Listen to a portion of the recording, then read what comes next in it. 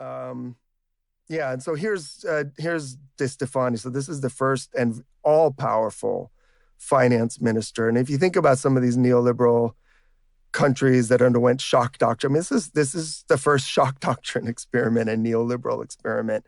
They always wind up having some really powerful finance minister like a Chubais, whose Mm. nickname was Bone Crusher, by the way, or Bone Cracker, right? And Wow. he's the one who brought Putin up. Putin was his underling actually in Petersburg. He was the favorite, as you remember, of the Western press corps because he spoke English, Oh, yeah, they loved him. and of the He World was Bank, tall and and well dressed, and he yeah, spoke English. Yeah. yeah, and sort of half Estonian, so he didn't really look that Russian, which I think they Mm. also, because there was a Oh, lot of yeah. racism underneath all this too.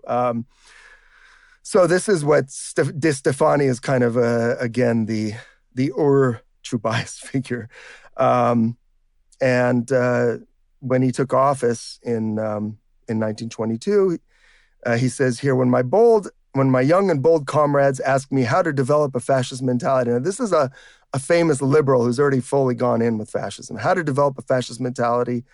Also in the technical field of social, economic, and financial problems, I direct them to the works of four great Italian fascists who are non-militant and without a party card. Pareto, who's a famous kind of sociologist, Pantaleone, of course, we talked about Umberto Ricci, I don't know. And last, but not the least, Luigi Einaudi. This is the guy who becomes the first post-war president, whom I plead my comrades to forgive if he propagandizes for fascism on the columns of the Corriere della Sera, which would have been a liberal publication and probably not too friendly to the fascists. Um, yeah, he says here, how he ruled Mussolini's economy. How ought power to be used? A deficit in the budget existed, one ought to balance it. There was public debt, one ought to pay for it. There was a devalued currency, one ought to reevaluate it.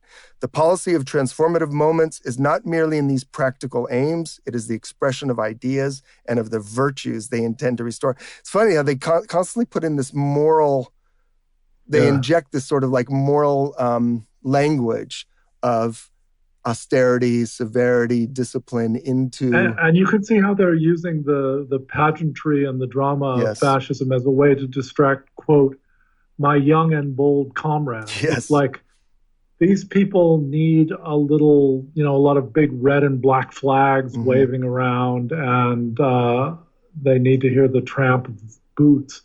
But that's not what we're about. mm-hmm, We're the real minds behind this. We're about austerity, as you say. mm-hmm. And so Einaudi he was also the economist correspondent in Italy in 21, 22, just an absolute propagandist for the fascists at this point. After the Red Years that we talked about, here's something from 1921 when Neoliberalism was first proposed. A report in The Economist.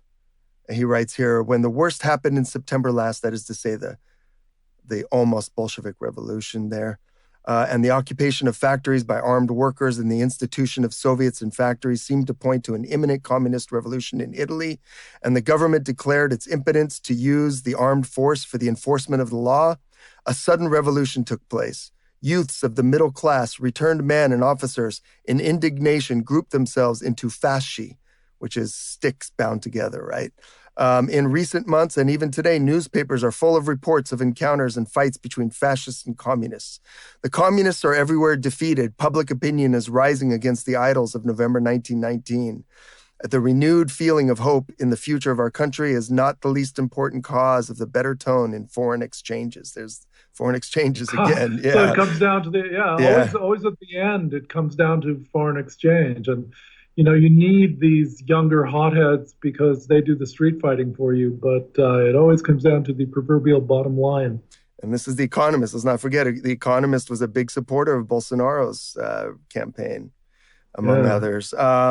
Here's Einaudi in The Economist on the day, this is what he filed on the day that, on the March on Rome, Mussolini's March on Rome. Says the important question is, what is the economic platform of the new party? See, like only some people in the elites are really thinking about it. I think the rest, as you said, are distracted. They're thinking about glory and uniforms and huge pageantry. But this is what these Yeah. people are really thinking about. Passionate and full of vigor. Well, he says here, Signor Mussolini, the chief, is not an economist. Passionate and full of vigor, he is able to commit his party to headlong plunges into unknown seas. For the moment, he has uttered at Naples only one economic sentence. Italy needs at the helm a man capable of saying no to all requests of new expenditure. So far, so good. Public opinion was seriously and gravely warned of the necessity of putting an end to the increase in public expenditure and of reducing even useful expenses. Will the new party have the will and the power to redress the awkward financial situation of the state, which is the only true cause of the present unfavorable movements of exchanges and prices? There it is again. And then after Mussolini's first acts in office, he writes for The Economist, Einaudi, the future founding president of the Republic of Italy. He writes, the first financial acts of the fascist government are promising. The most important act, again, this is in The Economist, the most important act of the new cabinet has been its demand for provisional powers to collect and expend revenue until June 30th, 1923, these emergency powers. Yeltsin had the same thing. That's when he did all of his shock therapy stuff. He got the parliament to grant him emergency dictatorial powers in all of 1992. And then when those powers expired, that's when the parliament came back and said, you've totally screwed everything up. And that's when Yeltsin sent the tanks against the parliament. So he says here, the chamber has passed the so-called bill of full powers. The Senate will concur. The bill authorizes the government until December 31st, 1923 to reform blah, blah, blah, blah, blah, transfer railways and other industrial state concerns to private hands. Again, this is also familiar. Wow. Okay. So this is privatization. Privatizations. Before the term, or yep. avant la lettre, as they say. Yeah. Yep. Wow. To reduce, simplify, or increase existing taxes, to introduce new ones, to act as they will. Never was such absolute power entrusted by a parliament to the executive, he writes, as a good thing. Even in time of war, there were limits to the free action of the government. The renunciation by parliament of all its powers for so long a period was received with general cheers by the public.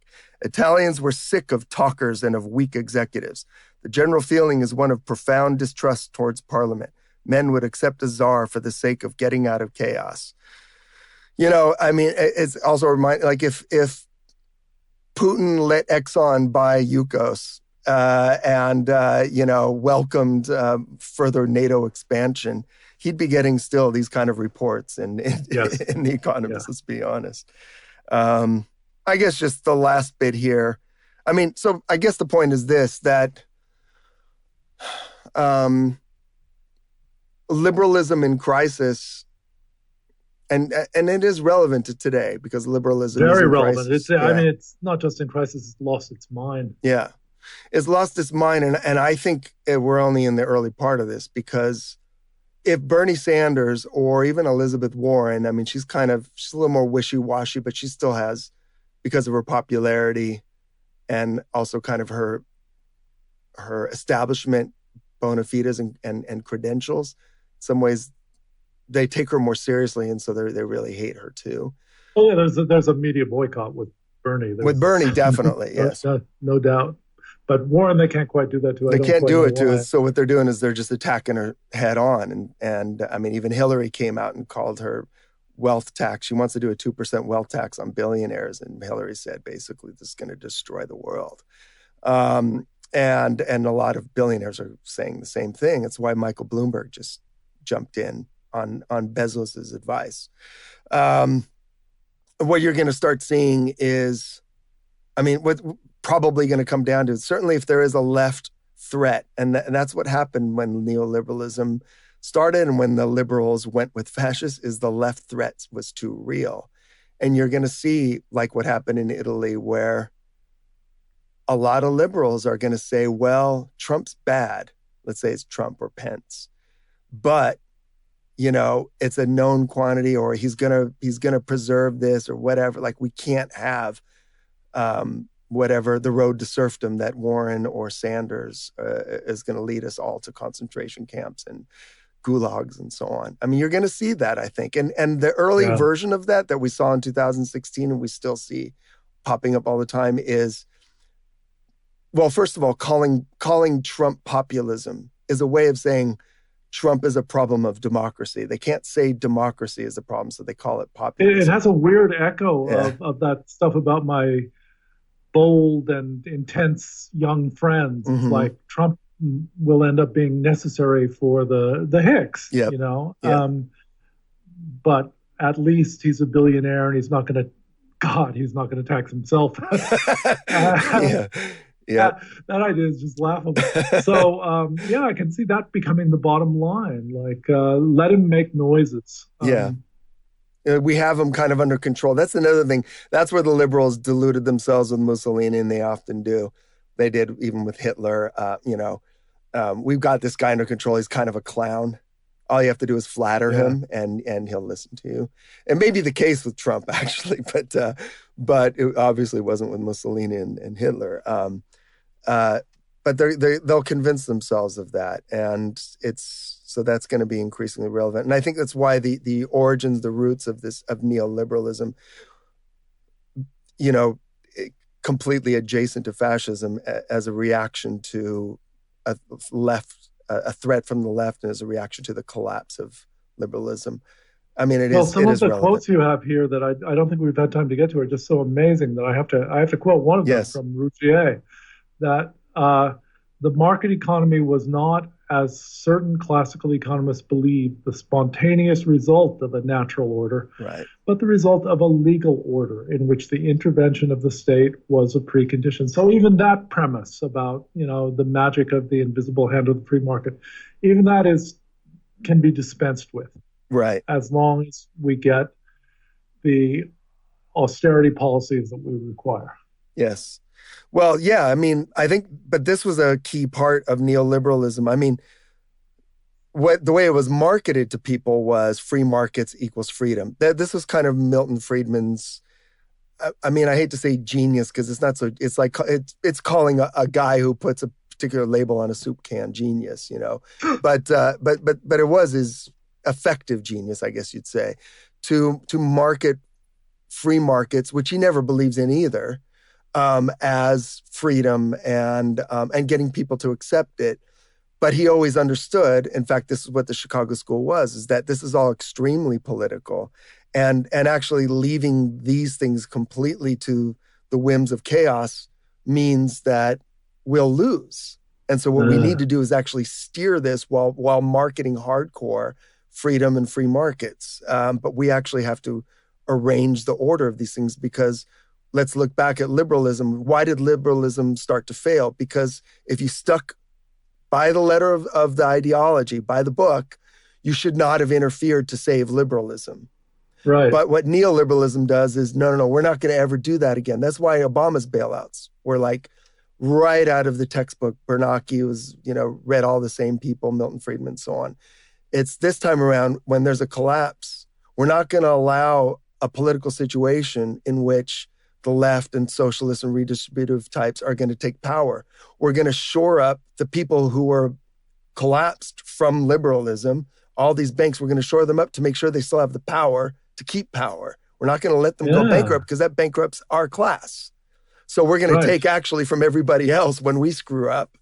And what we're going to tell them also is, but remember, everybody, one of the dangers of democracy is that you people are going to vote in socialists who are going to empty out the treasury.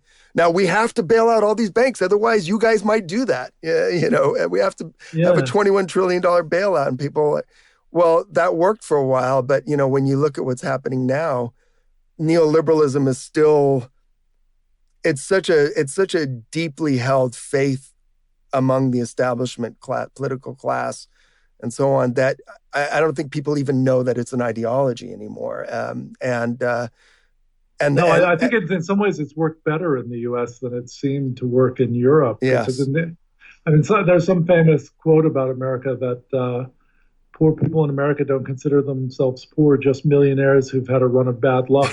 yes, And a lot of people do feel that it's somehow in their interests to be part of an utterly merciless free market. And yeah, yeah, and maybe part of the slow, grudging refusal to play along with that erupted in 2016 was percolating from 2008 on. yes, Like Wait a minute. Yes, I think so. And I think even looking back, people gravitating towards libertarianism and stuff was sort of like it was people looking, realizing that the sort of the center, the system was definitely not working. I mean, this has been said before, but it is kind of true. You know, every time there's been a crisis, certainly let's say in the last 100 years, we've definitely had a big crisis. I don't know, maybe let's say turn of the century.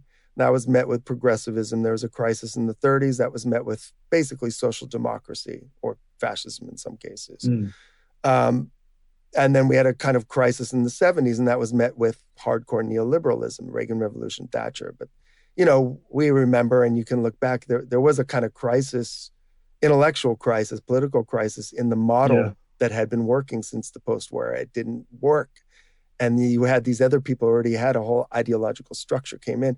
Well, then that structure, I mean, even though it was failing for a long time, it completely failed on a level which I think we still don't fully appreciate or grasp in 2008. You know, these bailouts, people have added it all up. Just the U.S. bailouts, when you add up the credits, the cheap loans, the straight direct money. I mean, it's in the several trillions, up to well over Wow. 20 trillion. Uh, And then, of course, after that, you know, before that bailout, they said, well, we can't, for example, have universal health care like in Europe because there's no money left. Our deficit's too big. And then it's like, whoop, $21 trillion to the banks.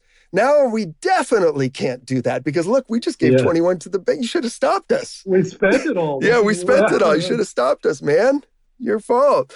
And so I think, you know, so you're seeing this complete, you're seeing weird symptoms from when you have a collapse ideology, but it's like a zombie ideology, which is still the ruling ideology. It's still the major premise of kind of, you know, the most powerful kind of global ideology still is neoliberalism, but it ain't working, and everybody knows it ain't working, but not really sure how to replace it, and people aren't really sure how to deal with it, and so you know you have liberals blaming people's lack of trust on Russian bots, and you have conservatives turning towards like far right demagogues, and I mean things are actually weird and chaotic now, and it's in a lot of countries around the world.